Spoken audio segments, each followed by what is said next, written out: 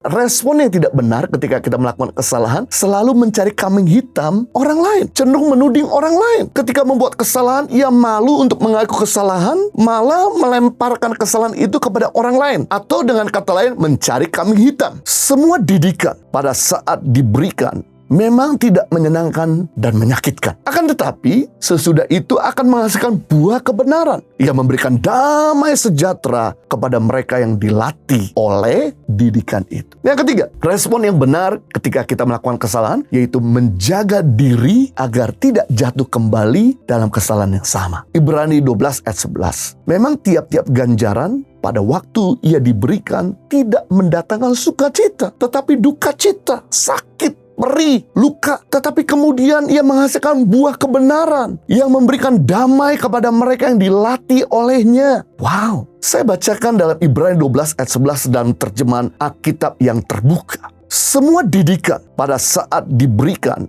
memang tidak menyenangkan dan menyakitkan. Akan tetapi, sesudah itu akan menghasilkan buah kebenaran yang memberikan damai sejahtera kepada mereka yang dilatih oleh didikan itu. Wow, jadi didikan, tekanan, masalah, konsekuensi dari pelanggaran yang kita buat itu bagus agar menghasilkan buah-buah pertobatan. Tuhan tuh punya dua tangan. Tangan kanan kasih, tangan kiri didikan. Didikan adalah bentuk kasih Tuhan agar kita bisa keluar dari kebodohan dan bisa hidup dalam kebenaran. Dibutuhkan didikan yang keras agar kita berhenti berbuat dosa. Kalau didikan itu lembek, Anda nggak sadar-sadar. Jadi bersyukurlah dengan didikan Tuhan yang menyadarkan kita untuk tidak mengulangi kesalahan yang sama. Ingat, setiap kebenaran ada rewardnya. Setiap kebenaran ada hadiahnya. Termasuk setiap dosa ada ganjarannya. Setiap dosa atau ketidakbenaran ada didikannya. Tuhan memang mengampuni Daud, tapi konsekuensi dosa Daud harus dijalankan. Tidak bisa terluputkan. Daud meniru istri orang, akhirnya Daud menuai anaknya meniru istri-istri Daud. Wow, hal yang menyakitkan. Daud coba membunuh Uria, pahlawan setianya Daud yang tidak bersalah. Makanya Daud akhirnya menuai, dikejar-kejar oleh musuh. Biasanya mengejar-kejar musuh, dia dikejar-kejar musuh. Waktu Daud hidup dalam kebenaran,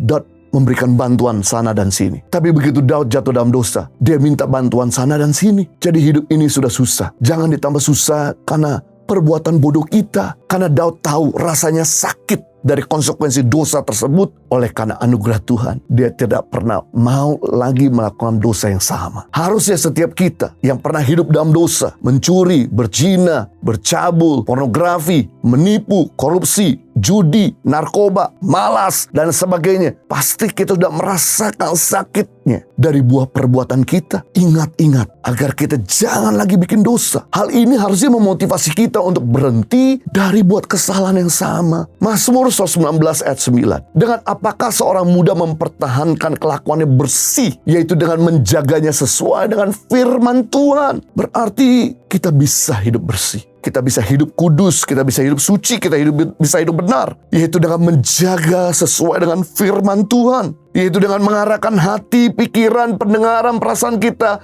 ke firman Tuhan. Maka dosa akan luntur dengan sendirinya. Hidup ini linier. Mungkin kita bingung bagaimana bisa lepas dari ikatan dosa. Simple. Kalau Anda semakin mengarah dirimu ke Tuhan, maka suara dosa dan pengaruh dosa semakin tidak kuat dan tidak terdengar. Tapi suara Tuhan semakin terdengar. Sebaliknya, semakin kau mengarah kepada dosa, maka suara Tuhan semakin tidak terdengar dan pengaruh dosa semakin kuat. Gampang dan simple, sederhana untuk melunturkan segala kebodohan dan kesalahan kita, yaitu mengarahkan diri kita kepada firman Tuhan, kepada kebenaran, kepada firman, bahkan juga hubungan kita bangun sama Tuhan, libatkan diri kita dengan komunitas orang-orang yang positif dan benar, maka secara otomatis tanpa saudara sadari, dosa akan rontok dengan sendirinya tanpa perlu kita tengking-tengking.